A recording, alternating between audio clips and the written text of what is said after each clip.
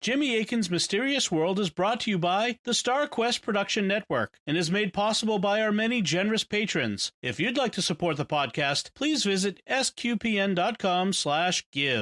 Jimmy Akin's Mysterious World is also brought to you in part through the generous support of Aaron Ferguson Electric and Automation, making connections for life for your automation and smart home needs in North and Central Florida at aaronv.com. Previously on Jimmy Akin's Mysterious World. Just now, the ship was probed with Berthold radiation. I wasn't aware of this. Truthfully, Jean-Luc, I've been entirely preoccupied by a most frightening experience of my own. A couple of hours ago, I realized that my body was no longer functioning properly. I felt weak. I could no longer stand. The life was oozing out of me. I lost consciousness. You fell asleep. Oh, terrifying. How can you stand it day after day? You get used to it.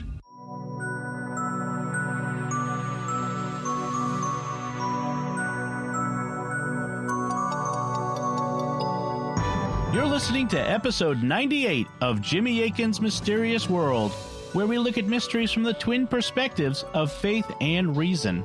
In this episode, we're talking about the mystery of sleep. I'm Dom Bettinelli, and joining me today is Jimmy Akin. Hi, Jimmy. Howdy, Dom. Did you get enough sleep there, Jimmy? Oh, yeah. It's just we record these things early on a Saturday morning West Coast time, so... Yes, that's right. So let's talk about sleep. Every day, creatures all over the world go into shutdown mode. They stop moving, they lose consciousness, and then hours later, their minds turn back on again and they go about their business. But something else also happens in between. They have strange visions that don't correspond to what happens to them in waking life, what we call dreams. Humans spend a third of their lives asleep, about 8 hours a day, but some creatures go for months at a time asleep. Yet, despite how common sleep is, science isn't sure why it happens. And many of us, me included, don't get enough sleep as we need. So what is sleep? Why does it happen? What's the meaning of dreams? And more importantly, how can we get more of this precious commodity? And that's what we'll be talking about on this episode of Jimmy Akin's Mysterious World. So, Jimmy, this is a patrons episode, right? Yeah, every month we ask our patrons to select one of the topics that we'll be covering, and this month they wanted to hear about the mystery of sleep. We also often mention when we have a personal connection to a story, and obviously we all have a personal connection to sleep, but you have another thing in mind with your personal connection this week, Jimmy. Yeah, I'm an insomniac, and I always have been. When I was a boy, the main problem I had was falling asleep. I just lay in bed, and my mind would race, and I just cycle through idea after idea for hours.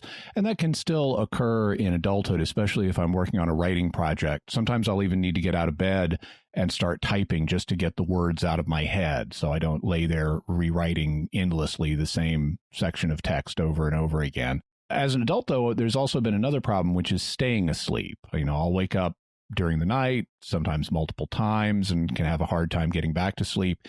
The good news is that in recent times, I've been able to improve my sleep, and I'll be sharing what worked for me, as well as tips from professional sleep experts. Okay, and then what will we be covering in this episode? Well, there's so much to say about sleep, we won't be able to get to it all. So we'll save some for future episodes. For example, we will definitely have a future episode on dreaming. So we'll talk about dreams and what they mean and don't mean in the future. Also, we'll talk about sleep disorders in the future, things like sleepwalking and sleep paralysis. It's the opposite of sleepwalking, which plays a role in some alien abduction stories. In this episode, we'll be focusing on the reasons for sleep and the single most common sleep disorder, insomnia, which is way more common than any of the others. Okay, so sleeping is something we do every day, but it's still a mysterious phenomenon. So to set up for today's episode, is there a way to remind ourselves just how strange it is? Yeah, here's a clip from Dr. Craig Heller's Great Courses class, The Secrets of Sleep Science, where he talks about just how mysterious sleep is. Bear in mind that Dr. Heller is an expert in sleep science. He even runs a sleep study laboratory. But like other scientists, he's fundamentally mystified by sleep. And here's what he says. It is absolutely astounding to me that we spend 1/3 of our lives sleeping and we don't know why. The function of sleep qualifies as one of the great unanswered questions of science. So we really don't have a good answer for why we sleep, but the phenomenon itself is bizarre. Dr. Heller invites us to imagine the following scenario. You're a new parent, and your pediatrician does an examination of your baby and comes to you with the following news. You have a beautiful, healthy baby, but there are a few things you should be aware of as new parents. Frequently, your baby will go unconscious and be unresponsive to normal stimulation. The frequency of these attacks will gradually decrease to one a day by the time she goes to school, but they will last throughout life. Periodically, when unconscious, she will be paralyzed, except for spastic muscle twitches. Her eyes will dart back and forth, and her heart rate and breathing rate will get irregular. As she gets older, she will have hallucinations during these episodes. She will hear voices and see things that aren't there. Some of these things will be very strange and maybe even terrifying, causing her to sit up and utter screams of fright. But not a problem, because this condition is also characterized by total amnesia. She won't remember any of these terrifying experiences. Loss of consciousness, paralysis, spastic muscle contractions, cardiac and respiratory arrhythmia, hallucinations, terror, amnesia. My word! You're extremely anxious and upset, but the doctor tells you nothing to worry about. This is all completely normal. It is sleep. So sleep is really weird. By the way, Dr. Heller's course on sleep science is really good, and we'll have a link to it in the show notes so you can get it for yourself. Let's start with the basics. How can we define sleep? There are a bunch of ways, but for our purposes, I want to define sleep as a regularly recurring natural loss of consciousness. Its most defining feature is the fact that we lose consciousness. But, we can lose consciousness for a bunch of reasons, such as being injured or put under anesthesia, but those aren't what we're interested in. That's not normal sleep. So it's not just a loss of consciousness. It's one that occurs naturally without some unusual event happening like injury or anesthesia. It's also regularly recurring. In humans, it normally occurs on a daily basis, and the same thing is true of most creatures. It may even naturally occur multiple times a day, but it's characterized by having some kind of natural recurring cycle one way or another. This loss of consciousness is also easily reversible. All you have to do is shout or jostle a sleeping creature to make it return to consciousness, which is important because we're vulnerable when we sleep, and so we need to be able to wake up quickly in case we're attacked. This is something you can't do as easily if the creature is unconscious because of injury or anesthesia. So that's reversibility is one of the things, easy reversibility is one of the things that distinguishes sleep. Also, there is a typical sleep posture that creatures will have. In humans, this is lying down, either on your side or your back or even your face, but it's lying down. Humans don't normally sleep standing up. Our muscles are also relaxed and not rigid while we sleep, but the sleep posture can be different for other creatures. Bats famously sleep hanging upside down, and some animals like horses, zebras, and elephants, as well as many birds, sleep standing up. In the case of big-bodied animals, it's because they'd have trouble getting up and running if they were attacked while they were asleep, so they need to already be standing. And in the case of many birds, it's because they live in trees and need to cling to a branch while they sleep, so they naturally do it standing up. But whatever the posture is, there's always a characteristic sleep posture that creatures assume when they lose consciousness. Also, in many creatures, sleep is associated with dreaming, though we usually don't remember our dreams afterwards. So to put it all together, sleep is a regularly recurring natural loss of consciousness that many creatures experience and that is easily reversible. It's characterized by a special sleep posture and is often associated with dreaming. Now, those things have been obvious to us throughout history, but in recent years, and especially in the 20th century, scientists have learned much more about sleep. Well, what are some of these things that they've learned? One is how much sleep humans naturally need. This changes during different stages of life, but an average healthy adult will get about 8 to 9 hours of sleep per day when left on their own, without pressures like having to keep a work schedule. So naturally, humans just biologically want to get about 8.5 hours of sleep a day unless something intervenes to mess that up. Another major discovery is that sleep is structured. There are a number of different subtypes of sleep that humans experience each night. There are two fundamental types. Scientists noticed that during certain phases of the evening, their subjects' eyes rapidly dart back and forth even though they're closed. And these phases in the sleep cycle came to be known as rapid eye movement phases, or REM or REM sleep. The other phases in the sleep cycle where the subject's eyes weren't rapidly darting about came to be known as non-rapid eye movement or non-REM sleep. Scientists also noticed that there are patterns in how the cycles occur. When you first go to sleep, you enter a non-REM phase. The non-REM is always first, and then it's followed by a phase of REM sleep. There are about 5 or 6 cycles of non-REM and REM sleep each night, each of which lasts for about 90 minutes. Scientists have also discovered that the ratio changes in these cycles. In the earlier cycles, you have more non-REM sleep, and the REM phase is shorter. So like in the first 90-minute cycle, the REM phase may be 10 to 20 minutes, but in the second phase, it's like 30 minutes, and then it's like 45 minutes. As the REM phases get longer, the non-REM phases, of course, get shorter, but the total average is around 90 minutes. So it's kind of like you need more non-REM sleep at the beginning of the evening, and you need less of it later, so you have more REM sleep later on. After the invention of the electroencephalograph, or EEG, scientists discovered that our brain waves change as we go through different phases of sleep. When we're quietly resting but still awake, we have a lot of what are called alpha waves. These are brain waves that have a frequency of about 10 hertz. If something has a frequency of 1 hertz, that means it pulses 1 time per second. And we're going to play you, to illustrate the rhythms of these brainwaves, we're going to play you some click tracks that I made using Audacity. But Dom, we have a note for folks depending on how they're listening to this podcast. What do we need to tell them? There are certain podcast players where you can speed up or slow down the playing of the podcast, and some podcasts try to take out blank space or empty space in order to tighten up and remove silence. So when we play these frequencies, they're intended to be a certain length of time in between each click. Well, your podcast player may mess with that frequency. So if you really want to hear exactly how it sounds, if that happens to you, you can always go to our website and play the file from there, and it will be exactly as we recorded it. But your mileage may vary. Yeah, you can also if you're one of the folks who listens to podcast at 1.25 or 1.5 speed, you may want to go down to just 1 to hear these properly. So here's a click track of a 1 hertz or 1 pulse per second signal.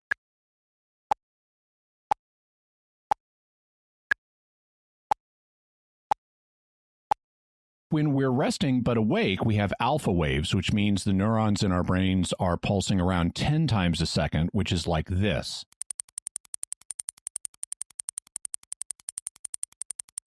When we fall asleep, our brain waves get slower in the first stage of non-REM sleep. We spend a few minutes with our brains generating what are called theta waves.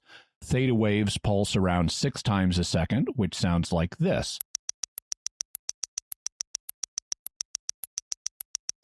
When we go into deeper states of non-REM sleep, and when we enter deep sleep, we are generating delta waves, which average around 2.5 pulses per second, like this.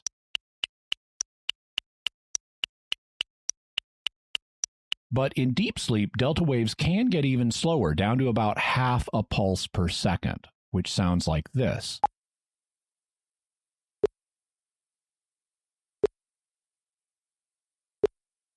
Then, once we're at the bottom of deep sleep, we start to progress back up through lighter stages of non-REM sleep until we're almost awake. At that point, REM sleep begins, our eyes start darting around, and we start having much faster alpha waves again.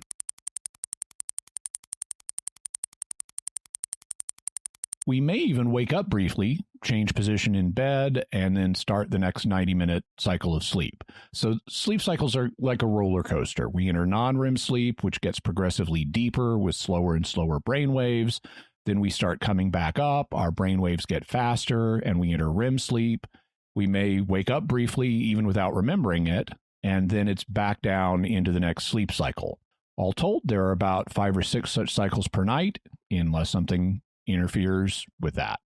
Scientists also discovered something else about these cycles, which is how they're related to dreaming. You may have heard that we only dream in REM sleep, so that we need to achieve rapid eye movement sleep in order to dream. I believe what the doctor means is that humans enter into what is known as REM sleep, rapid eye movement. It is the level of brainwave activity at which one dreams. We have to dream in order to survive.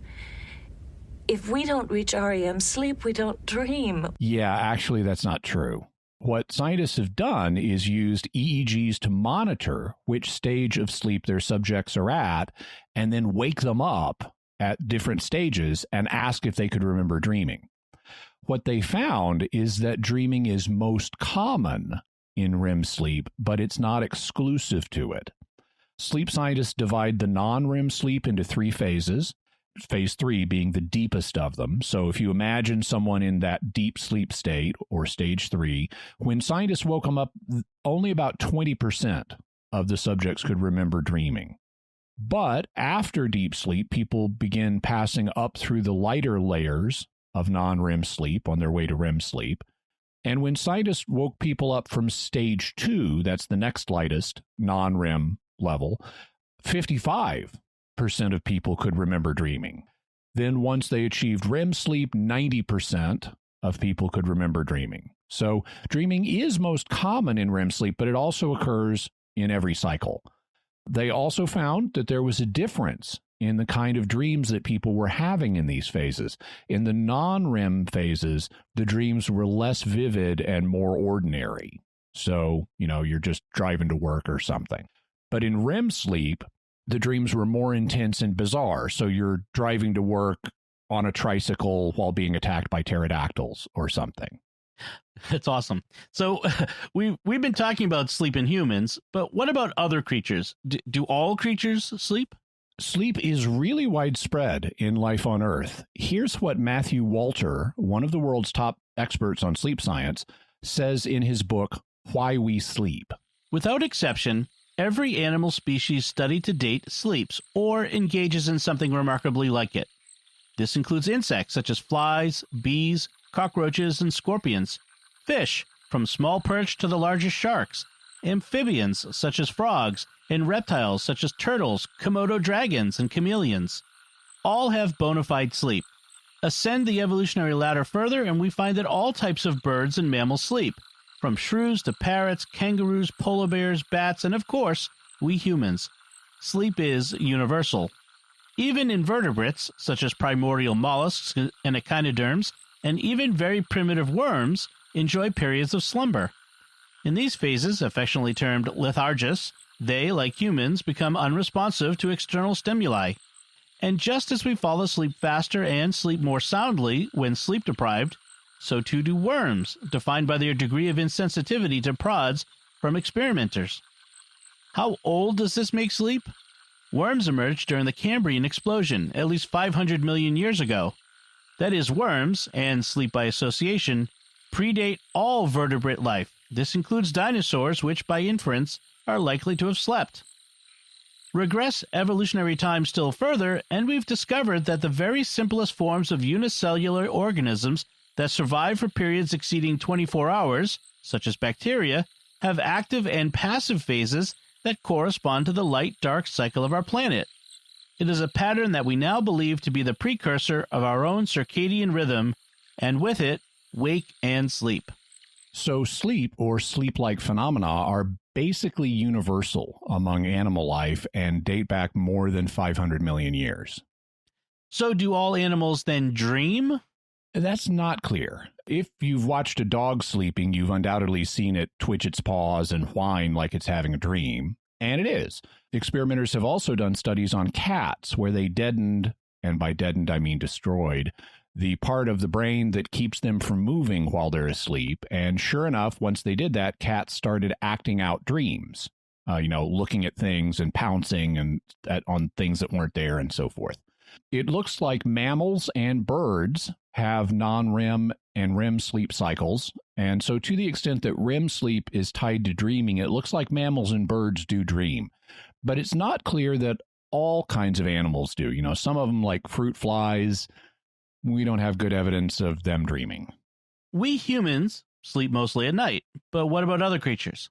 Well, humans are primarily diurnal, meaning they're mostly awake during the day. Like humans, other primates are also diurnal, as are some other mammals, birds, and reptiles. But other animals are nocturnal, meaning they're mostly awake at night. Creatures like owls and bats are famously nocturnal. Other animals are crepuscular, meaning that they're most awake and active around dawn and dusk. Crepuscular animals include deer, rabbits, and mice. They also often include the predators that eat such creatures, like cats, eat rabbits and mice. And so they need to be awake at the same time as their prey so they can go after the prey while it's active and not hiding. That's why your house cat wants to lay around the house and sleep all day taking naps, because through the influence of domestication, cats have kind of adapted to your human diurnal cycle, but they're still natively crepuscular. So they want to take a lot of naps when you're active and awake. Cats also kind of fringe between being crepuscular and straight on nocturnal, which is why they're also more active at night. There are even creatures that are active only at dawn. These are called matutinal animals, and examples include blue sharks and some bees that are active only around dawn. And then lastly, there are animals that are only active around dusk. These are called vespertine animals, from the Latin word vesper, which means evening, so that's why vespers are evening prayers. Vespertine creatures include some kinds of moths and flies, as well as their predators. Like bats. Yeah, some bats are vespertine. I love that name, vespertine. That's the best one. Sounds like a really, really relaxing drink. It does. Use your decoder ring. Remember to drink your vespertine. So if humans need 8 to 9 hours of sleep a day, what about other creatures? Not every creature gets the same amount that we do. A common pattern is that creatures with larger brains generally need more sleep. Another is that predators tend to get more sleep than prey animals. For example, lions sleep about 16 hours a day, but antelopes only get 7. And this is likely because prey animals need to be vigilant against attacks from predators, so they need to be awake more of the time. Some animals, including many aquatic mammals, have a really weird sleep pattern where they only sleep with half of their brain at a time.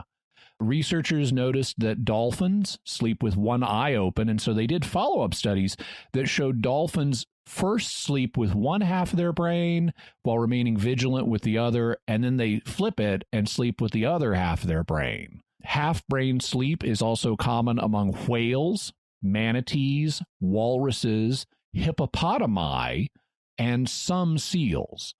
Some of the seals even change how they sleep, using the half-brain thing when they're in the water, but then sleeping with their full brain when they're on land. Okay, earlier you mentioned that most creatures have a daily sleep cycle. Are there some that don't have a daily sleep cycle? At least for part of the year, yes. For example, migrating birds can keep flying for days when they're over the ocean, and they need much less sleep during the migratory season. When researchers captured them and stopped them from migrating, they found that the birds' need for sleep plummeted during the migratory season compared to other parts of the year when they needed much more sleep. They still needed a little bit, and they would get it through microsleeps or little tiny naps that last only for a few seconds. So even though they need less sleep when they're flying over the ocean, they do need a little bit, so they'll go to sleep for just a couple of seconds and then wake up again before they fall out of the sky. The flip side of that is animals that need extra sleep during certain times of year. If you can't migrate and it's getting cold and there's not as much food, that's a problem if you're a mammal whose warm-blooded metabolism means you need to generate a lot of energy all the time. So what some mammals do is they hibernate. At least it's called hibernation when they do it in the winter. Hibernation is common among rodents and bears, but their pattern is different. For example, ground squirrels, a kind of rodent, will hibernate for 6 or 7 days and then wake up for 12 to 24 hours, and then they hibernate again. So it's like they hibernate for a week, basically, and then wake up for a little bit, and then they hibernate for another week. Bears, though, will hibernate for months.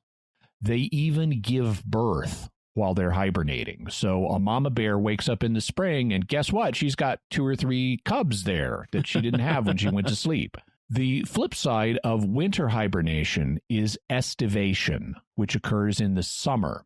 This happens to species that don't withstand the hotter, drier weather of summer well. For example, land snails will hunker down, some of them anyway, will hunker down and estivate during the hot, dry summer months. Some insects and crustaceans do the same thing, as do some turtles, crocodiles, salamanders, and frogs. There's even, and this is rare among mammals, but there's even a kind of East African hedgehog that estivates during the summer. So there's lots of different kinds of sleep out there, but in the remainder of today's episode, we're going to be focusing on human sleep. Excellent. And before we get to that, I want to take a moment to thank our patrons who make this show possible, including this time Emily, Les, Paul, Terry, and Yvonne. Their generous donations at sqpn.com/give make it possible for us to continue Jimmy Akin's Mysterious World and all the shows at StarQuest. You can join them by visiting sqpn.com/give. So, Jimmy, let's move to theories. What are the theories that we have about sleep? The basic ones we want to consider today are: why do we sleep? How much sleep do we need? What happens if we don't get enough sleep? And of course, how can we get more? All right. Well, let's start by taking the faith perspective. What can we say about sleep from the faith perspective? We're not going to say a lot about it in this episode. We'll be considering sleep mainly from the reason perspective. From the faith perspective, sleep is one of the things that God has built into us and many of his other creatures here on earth. And then we need to use reason to figure out most of its mysteries. The most interesting thing about sleep from the faith perspective is that God sometimes uses dreams as a means of giving people visions and prophecies. There are many examples in the Bible of prophets receiving revelations in dreams, and even today, God can use them to give private revelations. But that subject is so interesting, we'll be devoting a whole future episode to the subject of prophetic and precognitive dreams. So then what can we say about sleep from the reason perspective? Why do we sleep? As we heard Dr. Heller say, this is actually one of the biggest mysteries in science. Sleep must have a very important function or set of functions because it occurs in so many species. That means it's very highly conserved by evolution. There must be considerable evolutionary pressure to keep sleep going in species, or it would be lost over time in some life forms as they have random mutations build up in their genomes. Those would naturally cause some of them to stop sleeping unless there's pressure being put on them that makes you more likely to survive and reproduce if you're a sleeper rather than a non-sleeper. So it's very important.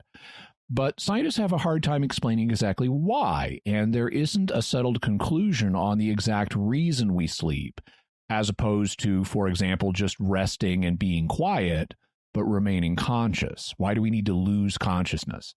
It may be that sleep doesn't have a single function, but fulfills a set of functions in a uniquely good way, that it does all these different things at once, and that's why it's so useful. Kind of like when you see a really skilled pool player make a single shot and knock multiple balls off the table at once. It may be that sleep is a single solution that takes care of multiple problems, and that's what makes it useful.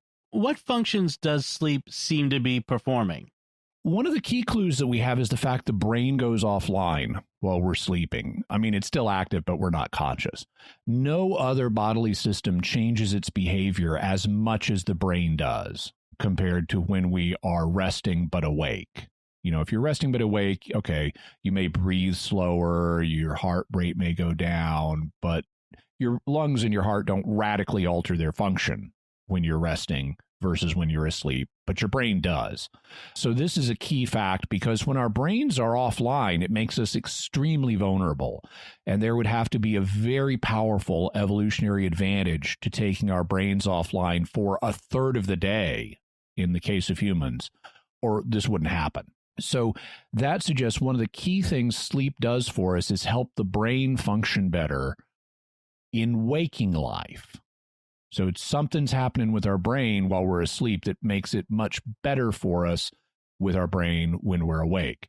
And this is borne out by the research. Multiple studies have shown that sleep is extremely important for learning. For example, sleep helps us transfer memories from our hippocampus in our brain, which is a little bitty thing that can only hold so many memories. It transfers those memories from the hippocampus to our brain's cortex, which is much larger and can hold much more. This is kind of like the process of saving a document from your word processor onto your hard drive so that you have it for long-term storage. Without sleep, we wouldn't be able to learn and retain memories long-term.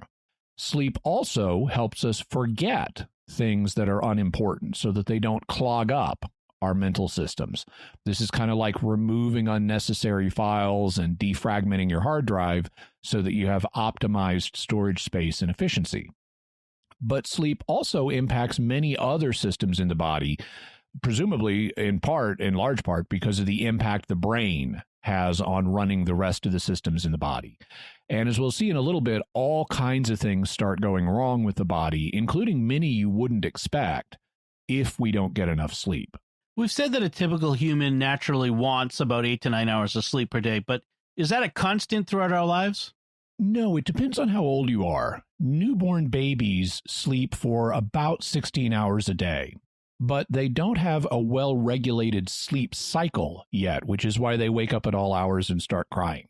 By the time they're 1 year old, however, most are sleeping through the night, at least most of the time, though they do still need daytime naps. Yeah, not my kids. Yeah. As children get older, they need progressively less sleep, and there's also a shift that occurs in when they need sleep. To explain that, we need to mention that there's a tension in our bodies between two opposing drives, one of which is trying to keep us awake and the other of which makes us want to sleep. Which of these drives is dominant at a particular time of day varies from one person to another. That's why some people are morning people who like to get up early, and others are night owls who like to stay up late. Now, here's the thing. With the onset of puberty, a biological shift occurs that turns children who used to be morning people into teenagers who are night owls. This is why teenagers and young adults have such trouble keeping an earlier bedtime. It isn't just because they're wanting to act more adult. It's also because there's a biological shift that really makes it harder for them to fall asleep early and harder for them to wake up early in the morning. It's also why it can be so hard to get a teenager or young adult out of bed early in the morning. And it's why college students don't sign up for 8 a.m. classes unless they have to.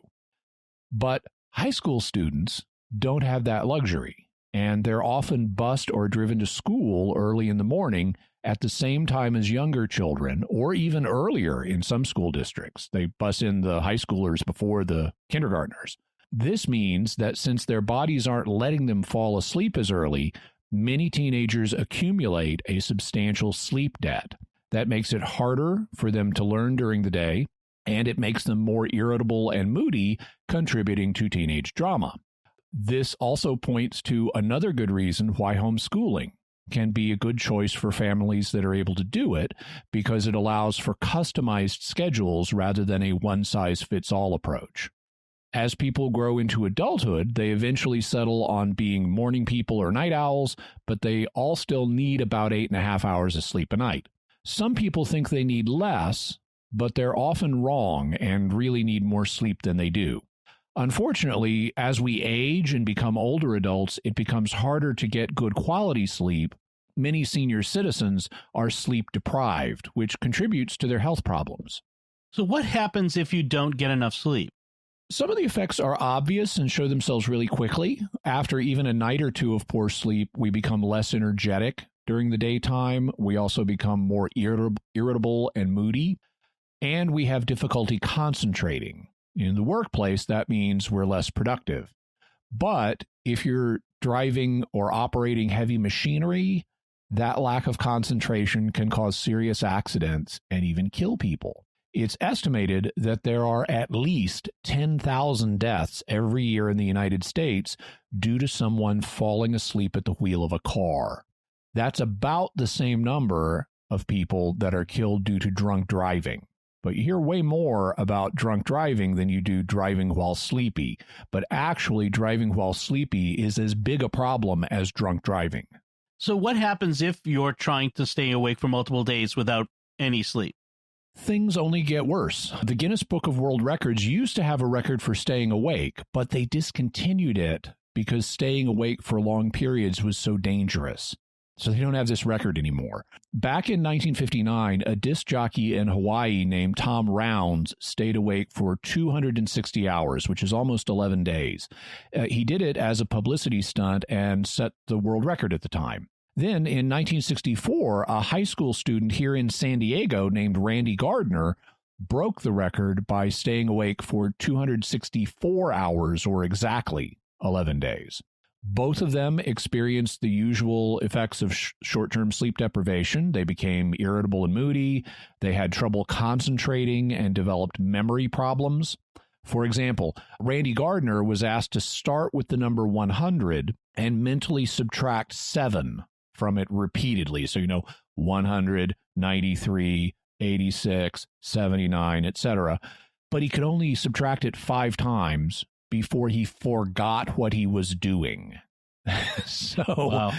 The memory problems really started to set in. Also, both men started becoming paranoid, and they started having hallucinations as the need for dreaming started to break through into waking life. They were trying to dream even though they were still awake, and so they started hallucinating. Eventually, the Guinness Book discontinued its record out of concern that people trying to break it would seriously hurt themselves, so Randy Gardner was the last one to set it. Since that time, there have been people who've tried to stay awake for longer periods, but they haven't been closely monitored the whole time, the way Randy Gardner was. You didn't have someone there checking to make sure they're still awake. The extreme case of this, though, isn't people trying to stay awake. It's people who can't fall asleep. There is a genetic condition, so it runs in families, that can cause you to lose your ability to sleep. After this genetic condition activates, you start sleeping for less and less time until you can't sleep at all. Here's how Wikipedia describes the course of the disease. The disease has 4 stages. 1. The person has increasing insomnia resulting in panic attacks, paranoia, and phobias. This stage lasts for about 4 months. 2. Hallucinations and panic attacks become noticeable, continuing for about 5 months. 3. Complete inability to sleep is followed by rapid loss of weight. This lasts for about 3 months. 4. Dementia, during which the person becomes unresponsive or mute over the course of 6 months, is the final stage of the disease, after which death follows. Other symptoms include profuse sweating, pinpoint pupils, the sudden entrance into menopause for women and impotence for men, neck stiffness, and elevation of blood pressure and heart rate. Constipation is common as well. As the disease progresses, the person becomes stuck in a state of pre-sleep limbo or hypnagogia, which is the state just before sleep in healthy individuals. During these stages, people commonly and repeatedly move their limbs as if dreaming. Because this disease runs in families and eventually kills you, it's known as fatal familial insomnia. The bad news is that there is presently no cure for this disease. Once the genetic problem that causes it activates, you would typically be dead in between 7 months and 3 years as you lose your ability to sleep. The good news is that this is a very rare condition, and if it ran in members of your family, you'd already know about it. So if it doesn't, you don't have to worry. But it does illustrate the fact that lack of sleep can literally kill you. What about cases where sleep deprivation isn't that extreme? What happens if a person is getting sleep, just not enough for a long period of time? The little manifestations that occur with running a short-term sleep deficit compound as the situation goes on. So for example, the irritability and moodiness that a short-term sleep deficit produces can become a full-blown case of depression in a long-term situation. Sleep deprivation is a significant cause of depression in people. It also produces a variety of hormonal changes in your body, including decreasing the amount of the hormone leptin that we make while increasing the amount of the hormone ghrelin. To put it simply, leptin makes you feel full, while ghrelin makes you feel hungry. So if you don't get enough sleep, you'll feel less full and more hungry, so you'll eat more. That leads to obesity, which is currently epidemic in the United States and in many other countries, especially in the developed world. Obesity is a chief contributor to type 2 diabetes, but it's actually worse than that because sleep deprivation will contribute to diabetes in other ways. Now, to explain what diabetes is, our bodies can only have blood sugar within a certain range or it causes damage to our cells. Whenever we eat, especially if we eat carbohydrates and to a lesser extent protein, our blood sugar spikes. So our body releases the hormone insulin to tell our cells to pull the sugar out of the blood. When they don't do that effectively, our blood sugar runs high for a long period of time, and it causes damage to our bodies, and we have the condition known as diabetes. Well, it turns out, and I'm specifically describing type 2 diabetes, it turns out that sleep deprivation both decreases the amount of insulin that you release, and it increases the amount of insulin resistance that your cells have. That means your cells aren't getting the signal to take sugar out of the bloodstream as strongly, and they're more resistant to pulling it out even when they do get the signal. The result is that your blood sugar spikes to dangerous levels. Studies have shown that even just a week of not getting enough sleep, like only getting 4 or 5 hours a night, so you're getting some but not enough, is enough, just a week of that, is enough to cause otherwise healthy adults to enter a pre-diabetic state. Now, that doesn't mean full-blown diabetes right away, but it means that you can get diabetes if the sleep deprivation goes on for months or years. Does sleep deprivation have an effect on our immune systems? Yeah, one part of our immune system are small proteins known as cytokines, which normally play a protective role, but too many cytokines can hurt us. Both the Spanish flu of 1918 and the current COVID-19 disease can cause massive releases of cytokines known as cytokine storms, which attack the body and can kill you. Sleep deprivation doesn't cause cytokine storms so far as we know, although I don't know that it's been studied in the case of fatal familial insomnia. But sleep deprivation does promote the release of cytokines, and long-term exposure to too many of them is not good. Among other things, cytokines promote inflammation, and long-term inflammation damages the body. It causes things like arthritis, hardening of the arteries, high blood pressure, and heart disease. And all of these are linked to sleep deprivation. Sleep deprivation also affects your immune system in other ways, such as decreasing resistance to infections. One study found that after being given a flu shot, which is supposed to cause you to build up antibodies to protect you from the flu, the subjects of the study who were sleep deprived had only half the antibodies of the control group. So they were more vulnerable to being infected by the flu than people who built up the proper antibodies and weren't sleep deprived. There are other bad effects of running a long-term sleep deficit, but I don't want to belabor the point. Suffice it to say that having a long-term sleep deficit leads to problems like depression, obesity, diabetes, arthritis, hardening of the arteries, high blood pressure, heart disease, and vulnerability to infections. Given all that list there, how many people run a long-term sleep deficit? Huge numbers of people, especially in the developed world. To understand this, we need to take a trip back in time and look at the kind of sleep schedule that humans evolved to have. Okay, let's do that.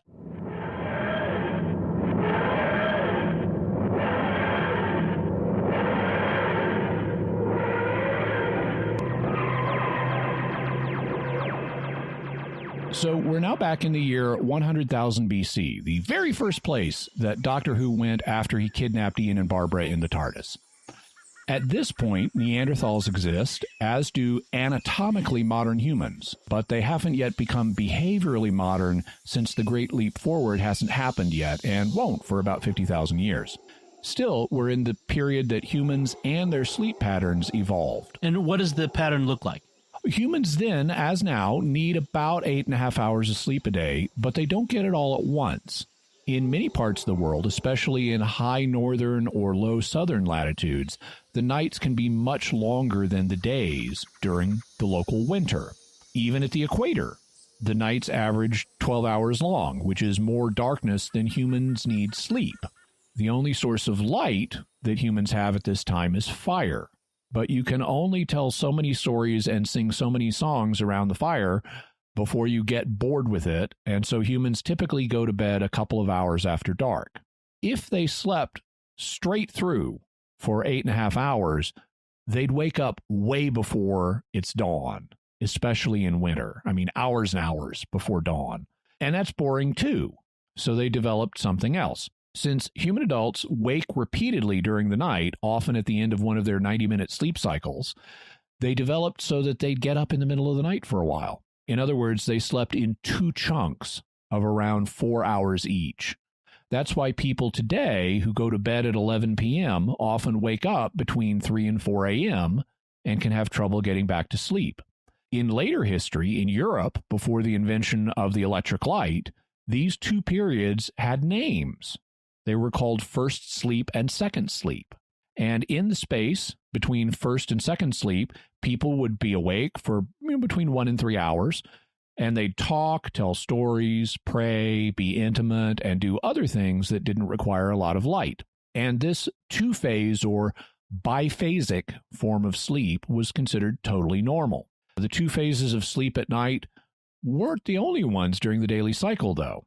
Early humans also seem to have taken a nap in the early afternoon, and that's why we get sleepy after lunchtime today. It isn't just the fact we've eaten lunch. While eating a big carbohydrate lunch might contribute to this sleepiness, it's not the fundamental reason for it. Scientific studies have shown that whether you eat lunch or not, the desire for sleep increases in the early afternoon and then decreases after that. So it looks like humans evolved to have 3 periods of sleep during the day. 2 approximately 4-hour chunks at night with a period of wakefulness between them, and then 1 shorter nap in the early afternoon. That's what the human sleep pattern evolved to be, but now let's get back in the TARDIS and see what people in the modern developed world are doing. Okay, let's go.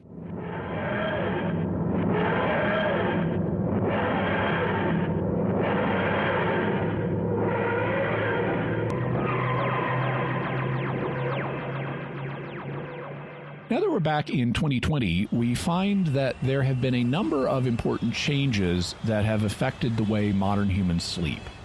The first of these to occur was the rise of the modern work schedule. Now, this varies even in the developed world. In some countries, it's still normal to take a nap or a siesta after lunch. But in places like the United States and the United Kingdom, it's not. You're expected to be constantly active and productive at work with only a short break for lunch and no time allotted for napping. This is one consequence of the so-called Protestant work ethic that expects continuous productivity. In many places, it's eliminated one of the 3 sleeping periods that humans evolved to have, and that's going to have consequences. It also means that everybody in society, parents and children, need to get up at the same time and be ready for work or school regardless of whether they're morning people or night owls. And needless to say, that's caused sleep disruptions for those who are naturally night owls. The second major change that happened occurred a little more than a century ago, and it was the development of electric light and other electrical gadgets. This meant that at nighttime, humans no longer had to confine themselves to activities that could be done by firelight, whether it was a campfire or candles or oil lamps. It was all firelight. Now they could do things like read, with literacy now widespread. They could read more easily at night. And as the 20th century progressed, they also started entertaining themselves with newfangled electrical gadgets like record players and radios, so they didn't have to go to the effort of doing all their singing and storytelling themselves. That meant people were now staying up later, which pushed bedtime later in the evening, so it wasn't just an hour or two after dusk anymore. But with the later bedtime, there wasn't time for a period of extended wakefulness between first and second sleep. Now you needed to sleep straight through the night, 8 full hours. But we still evolved to wake up and have longer periods of wakefulness in the night. When many people woke up anyway and couldn't get back to sleep, they now thought something is wrong with me and I'm not sleeping 8 hours straight. There's a problem here. And they started lying in bed, stressing about the fact that they were awake and worrying how they would possibly get enough sleep for work in the morning. Then, in the second half of the 20th century, a new change happened that made things even worse. We got television and the internet. This meant spending lots of time at night watching screens that are both bright and that tend to have a blue tint. Bright light, and especially blue-tinted light, tricks our brains into thinking it's daytime. So instead of helping us wind down for sleep with dim, red-tinted light like the firelight we evolved to have at night, our brains are telling us it's daytime with this blue-tinted light, like the light from the sky that we see every day. You have the red firelight at night and the blue bright sky in the day. So the blue-tinted screens are making us think it's daytime and we need to stay awake, and that makes it, of course, harder to sleep. So it's no surprise that insomnia is a huge problem today. In many countries, we've eliminated the afternoon nap. We've shoved bedtime so late that we need to sleep for 8 hours straight when we're evolved to have a period of wakefulness in the middle of the night. And we've tricked our brains into thinking it's daytime when it's not. How widespread are the problems of insomnia and sleep deprivation? It's extraordinarily common. Unfortunately, though, not everyone is on the same page when it comes to measuring it. For example, the American Centers for Disease Control, or CDC, defines short sleep as being less than 7 hours, which is an hour and a half shorter than what most people really need, according to the sleep experts. According to statistics on their website, the CDC estimates that approximately 35% of adults in the U.S. have shortened sleep, meaning an average of less than 7 hours. So that's a third of everybody. But according to sleep scientists, the average person really needs about 8.5. So the true number of people who are suffering from some level of sleep deprivation is higher than that, maybe 50%. If we define severe sleep deprivation as only getting 6 hours of sleep a night, about 30% of the American population has that. So think about that number. If you're getting 6 hours of sleep a night, that's 2.5 hours less than you need. And over the course of a 5-day work week, that would add up to a sleep deficit, or what's also sometimes called a sleep debt, of 12.5 hours. So 1 week of 6 hours a night, 12.5 hours sleep debt.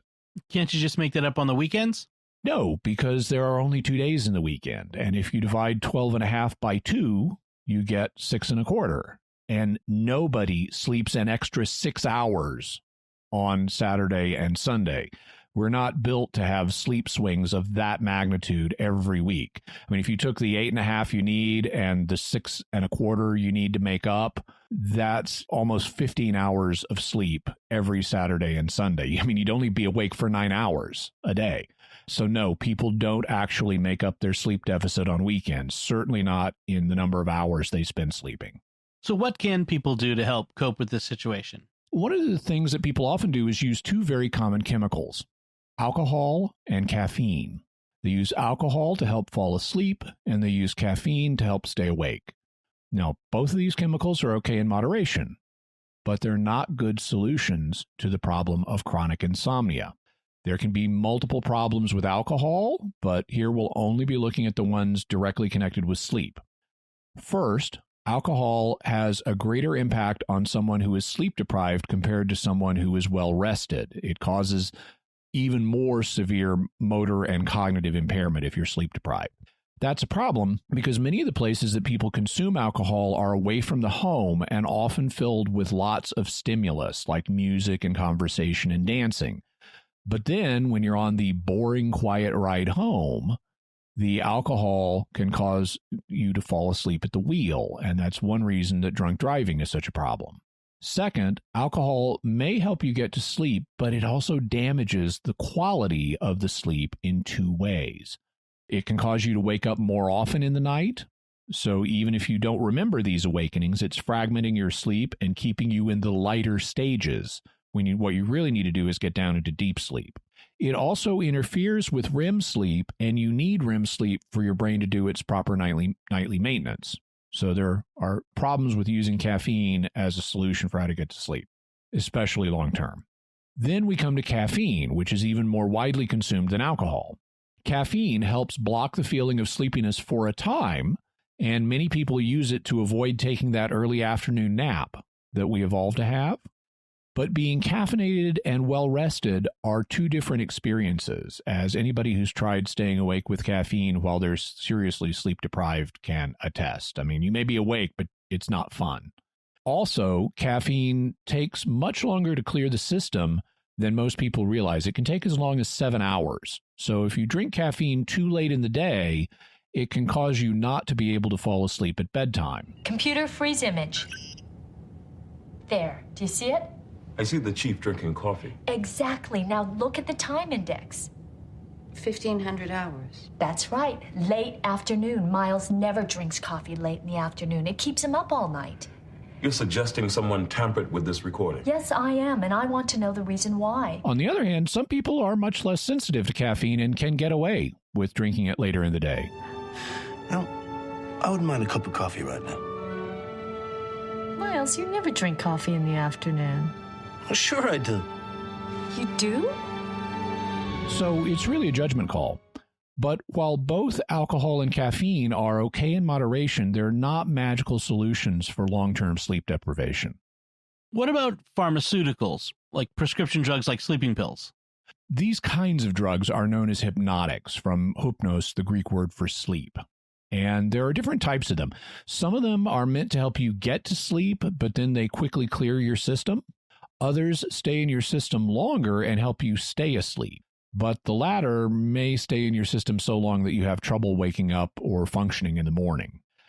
There are situations where prescription drugs can be helpful to overcome sleep disorders, particularly bouts of insomnia that are temporary, but there are problems with using them long term. For one thing, you can become dependent on them, meaning you won't be able to fall asleep without using them. Also, people often develop a resistance to them, so they stop working effectively, which is kind of like the worst of both worlds. If you need it to fall asleep, but it's not working anymore. Then there can be side effects from using them, like any drug, so there's a risk-benefit trade-off. And this is especially problematic for older people, and it's these days it's generally advised that senior citizens should not use sleeping pills, especially on a long-term basis. And in fact, the sleep scientists that I've been reading seem to consider pharmaceuticals kind of a last resort, something that should not be part of the ordinary person's efforts to deal with insomnia. Are there non-prescription things that people can use? There are a lot of things that can help you in the short term, including non-prescription over-the-counter sleep aids like the antihistamine diphenhydramine, also known as Benadryl. But you have to be careful even with over-the-counter things. Diphenhydramine, for example, can dramatically increase the effects of alcohol. You may remember that in episode 92, we discussed David Hahn, the radioactive Boy Scout, and he died at the age of 39 from an accidental combination of alcohol, diphenhydramine, and a pain reliever. There are also various natural supplements like melatonin, which is a neurotransmitter that helps us fall asleep. The problem is that these supplements often don't work, or at least don't work long term, because you get used to them. Some years ago, I tried melatonin and I didn't have much success with it, so I don't bother using it for sleep anymore. Ultimately, neither prescription nor non-prescription substances are the preferred solution for long-term sleep problems among sleep experts.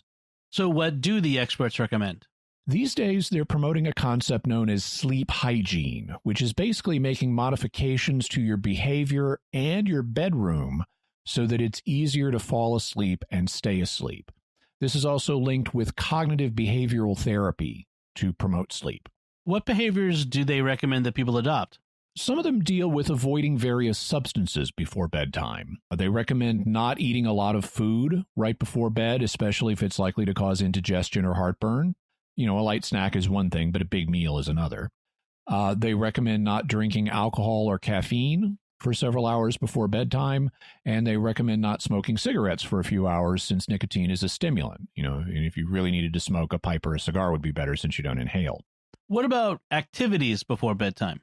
They recommend not exercising late in the evening because the exercise will rev up your metabolism and can keep you awake. They recommend avoiding mentally and emotionally stimulating activities right before bed. In other words, give yourself time to relax and wind down. And some recent recommendations include limiting screen time before bed, whether it's your giant television or your tiny phone.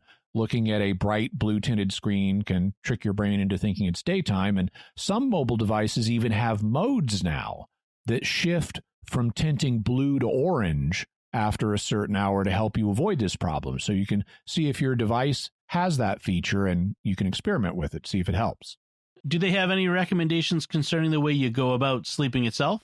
First, keep a regular sleep schedule. Do not try to run a sleep deficit during the week and then catch up on weekends. Not only will you not catch up, changing the times that you fall asleep and wake up will disrupt your body's ability to establish a regular rhythm for sleep.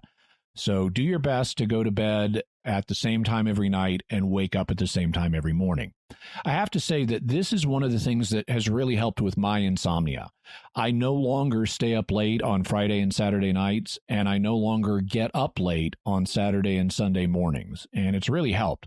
My bedtime and wake-up time are more consistent, and I'm sleeping better. The second thing is if you do wake up in the middle of the night, don't lie there stressing about it.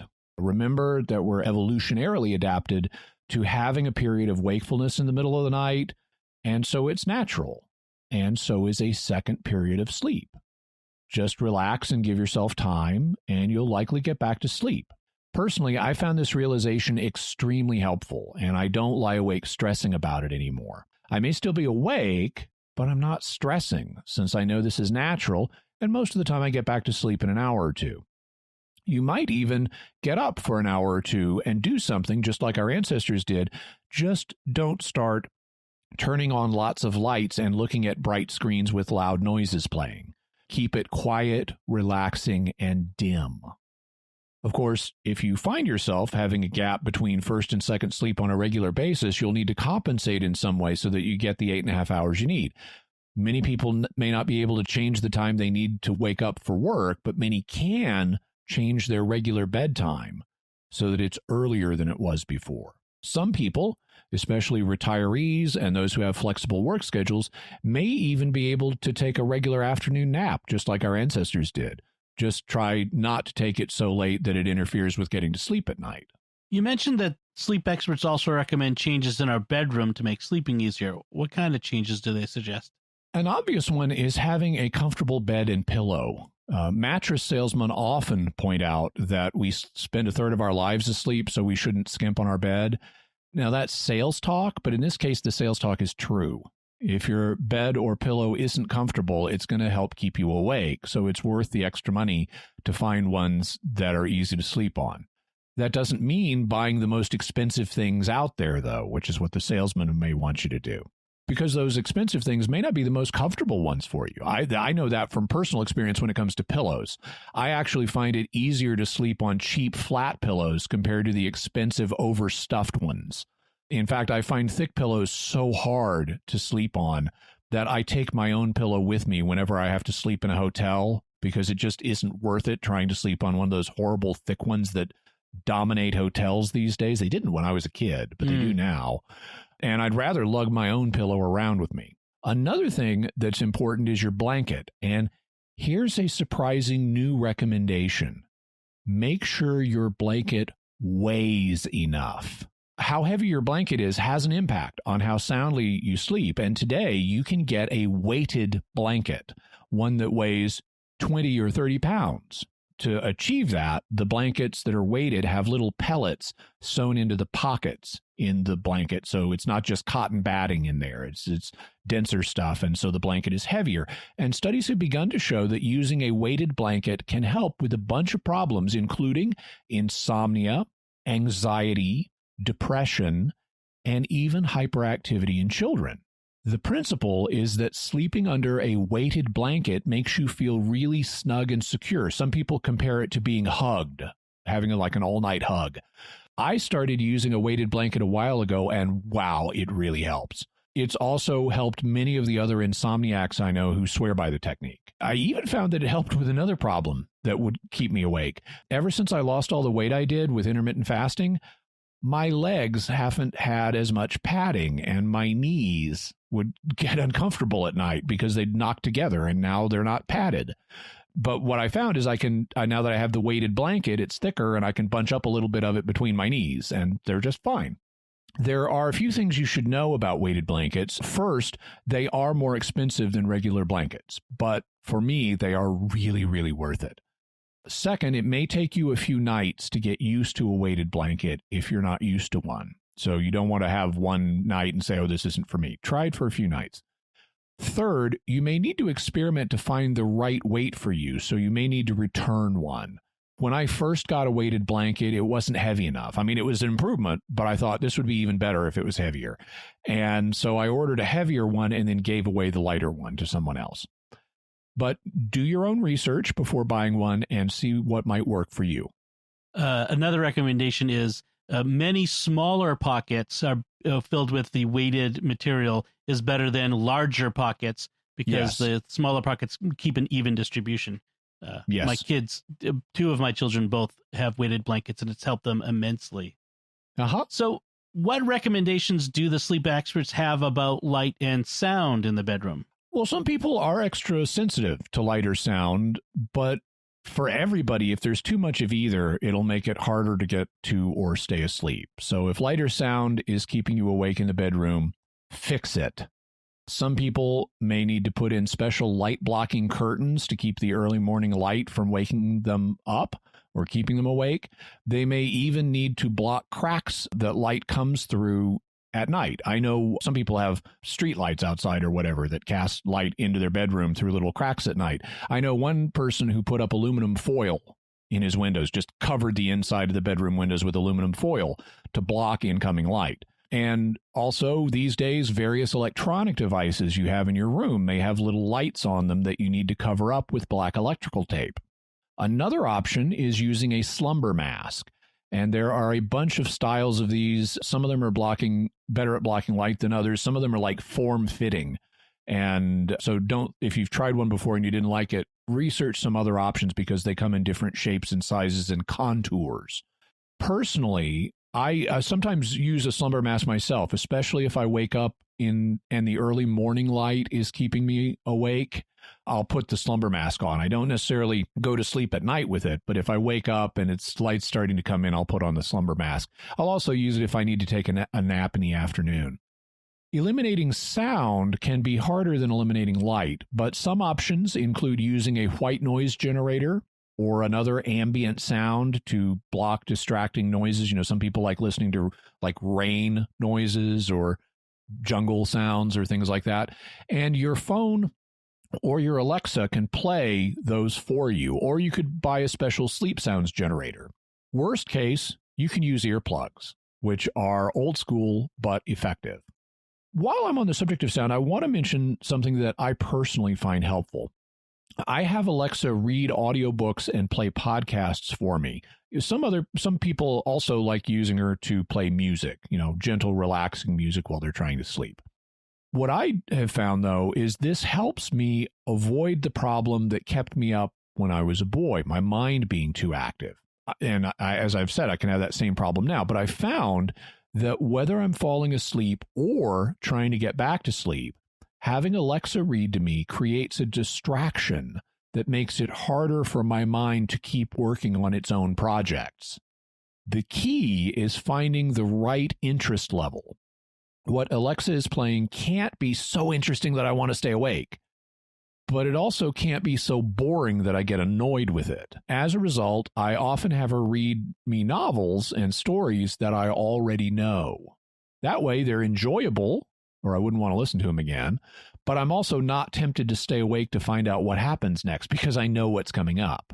I have no idea how many times I've heard the complete Sherlock Holmes that way, but it's a lot. I also have her read me books and podcasts and lectures that I use for research purposes. These are interesting enough that they're distracting, but not so engaging that I can't get back to sleep. Sometimes people ask me where I learn all the stuff I know, including the stuff we talk about here on Mysterious World. And a lot of it is from, or a good chunk of it anyway, is from my late night listening sessions. In fact, I was listening to Dr. Heller's Secrets of Sleep Science lectures, researching this as I was falling asleep for a number of nights. Of course, I don't get everything the first time because I end up falling asleep. That's the point. But if I listen to the same science book or set of history lectures multiple times, eventually I get it all. And this is actually a great low-intensity activity while I'm in between first and second sleep. It's interesting but relaxing, and it doesn't generate bright light or loud noises. It's sort of the equivalent of our ancestors back in the cave. They're between first and second sleep, so they're talking. They're not making light. They're not getting up. They're just talking for a while until they fall asleep again, and that's like listening to Alexa. So what about the temperature of your bedroom? Studies have found that it's easier to get to sleep if the temperature is cooler rather than warmer, at least for most people. So for most people, don't let the room be too hot. Open a window, use a fan, or turn on the AC if you need to. It's often helpful to sleep with one leg out from under the covers so that your skin has contact with the cooler air. So you may not want to have your covers tightly tucked into the mattress. But there's one final sleep recommendation that I found to be a huge help. And what's that? Give your bedroom a dedicated purpose. Now, if you're married, you can, of course, use it for intimate relations, but otherwise, don't use your bedroom for anything but sleep. That way, you establish a habit. Your brain gets trained so that when you're in this room, your job is to go to sleep. Since that's what your brain expects, it makes it easier to do it. This recommendation was really hard for me initially because I used to do all kinds of stuff in the bedroom. I'd watch TV, I'd surf the internet, I'd write, I'd sit on the edge of my bed either typing on a laptop on my nightstand, or I'd even lay in bed and have the laptop on my chest and I'd be writing books and articles in bed. Well, I was doing lots of things besides sleeping in the bedroom, and so my brain subconsciously didn't associate the bedroom with sleep in particular. But eventually, I decided to give the single-purpose bed principle a try. Now, I don't watch TV, I don't surf the web, and I definitely do not write in there. I don't do anything in bed except sleep or listen to Alexa while I'm relaxing and waiting to sleep. And it's really helped. This may be the single biggest factor in the improvement of my sleep quality. At least it's one of the biggest reasons. I even feel the benefit of the habit when I put on the slumber mask. If I have that thing on my face, my brain knows it's time to go to sleep, even if it's just taking a nap on Sunday afternoon. So I highly recommend the single-purpose bedroom model. So those are common sleep recommendations, but everyone's different. So what should an individual do when they have trouble getting enough sleep? 3 basic things. First, they should ask themselves the question, what is keeping me awake? And there may be more than one answer to that. It may be something physical, like an uncomfortable bed or pillow. It may be something in the environment, like too much light or sound or too high a temperature. It may be something internal, like worrying about the fact you're not falling asleep or being too mentally active. It may be something you're doing before bed, like eating or drinking the wrong things or spending too much time with a bright screen. It may be the fact that you don't have a regular sleep schedule, so that your body doesn't have an established rhythm. Whatever the case, try to identify and eliminate the things that are keeping you awake. Now, of course, there are limits to that. Parents with newborn babies who cry at all hours are kind of stuck with the situation. You can't eliminate that one. But it will get better as the child gets older. But the basic strategy, just eliminate sleeplessness by doing your best to avoid the things that cause it in your case. Second, do some research. Use the resources we're going to mention and find out more about the science of sleep and how to improve it. Then experiment with the different recommendations and find out what works for you. Third, if you're still having trouble, if you're chronically sleep deprived and your situation's not improving, consult a doctor. Today, there are sleep specialists who can do customized studies on you to find out the source of the problem. It may even turn out that you need to consult a physician because you have a sleep disorder that you may not even know about. For example, a lot of people, without even realizing it, have sleep apnea, which is a condition where you temporarily stop breathing for a moment during the night, and it interferes with your sleep. A Ferengi eavesdropping device. Oh, there it is. I've been looking for that all day. I use it to monitor Rom's sleep. You see, ever since he was a boy, my brother's had this condition where he sometimes stops breathing in the middle of the night. The fact is, I can't sleep unless I know he's all right. Sleep apnea is a serious problem, and if you chronically snore, it may be a sign that you have sleep apnea without even realizing it. The good news is, whatever the cause of your sleep deprivation, there are things that can help, and it can get better. So, Jimmy, what's your bottom line on the mystery of sleep? Sleep is a mystery that we don't fully understand. Science has helped us understand many things, but there is still much left to figure out. It's clearly an extremely important biological process, but a large number of people aren't getting enough sleep, and it's hurting them. Fortunately, there are many things that can be done to help the situation. People can improve their sleep lives. It's just a question of taking the steps needed to do so. Great. And so, Jimmy, what further resources are we going to offer folks on this topic? We'll have a link to Dr. Craig Heller's Great Courses Secrets of Sleep Science series of lectures. Also, a book by Roger Eckrich called At Day's Close, Night in Times Past. I haven't had a chance to read this one yet, but it's a history of sleep and what people did at night, and he talks prominently about like first and second sleep and shows you the historical evidence that, yeah, this was totally normal until recently. We'll also have a link to Matthew Walker's book, Why We Sleep, Unlocking the Power of Sleep and Dreams, which also includes recommendations for how to use sleep to your advantage.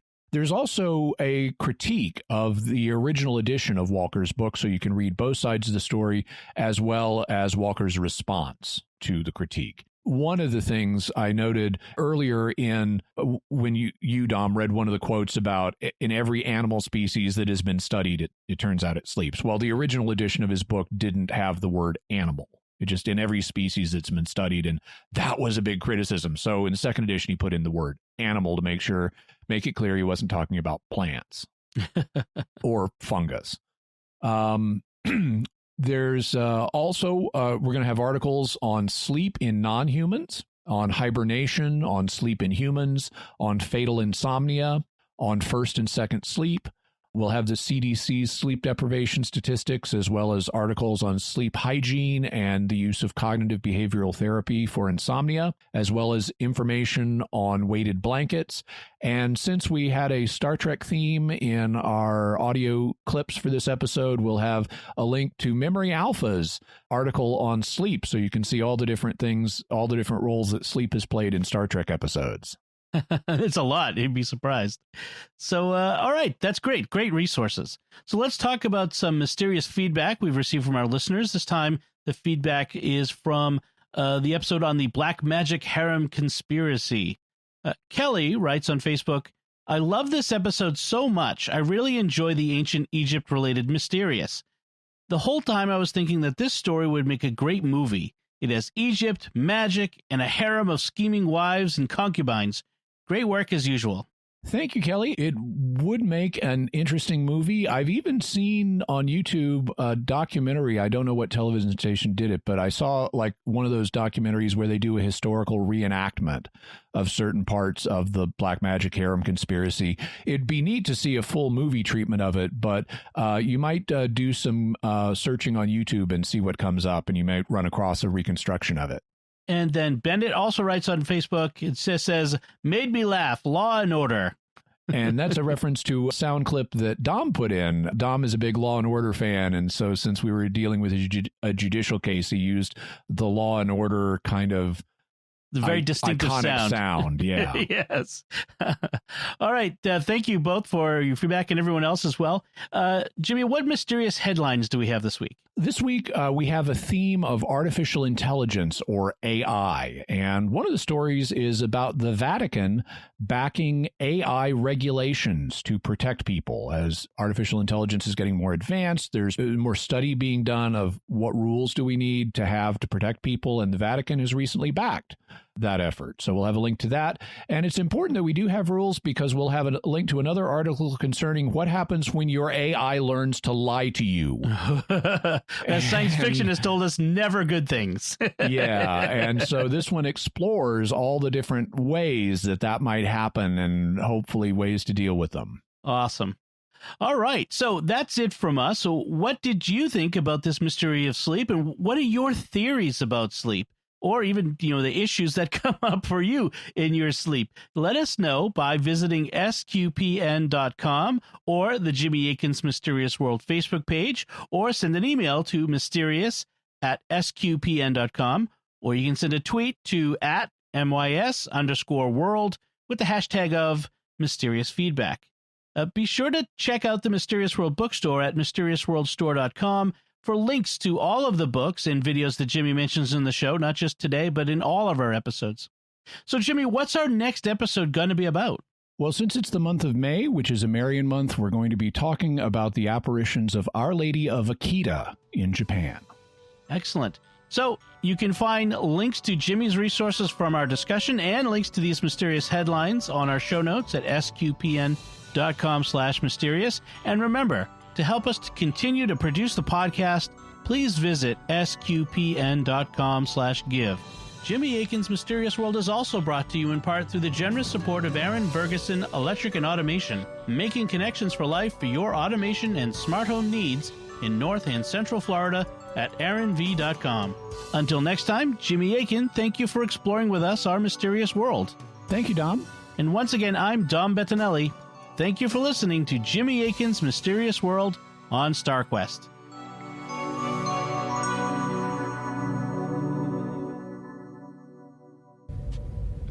Sir, as my final duty as acting captain, I order you to bed. I shall do the same for all personnel. Very well, Mr. Data. And Mr. Data, thank you. Pleasant dreams, sir.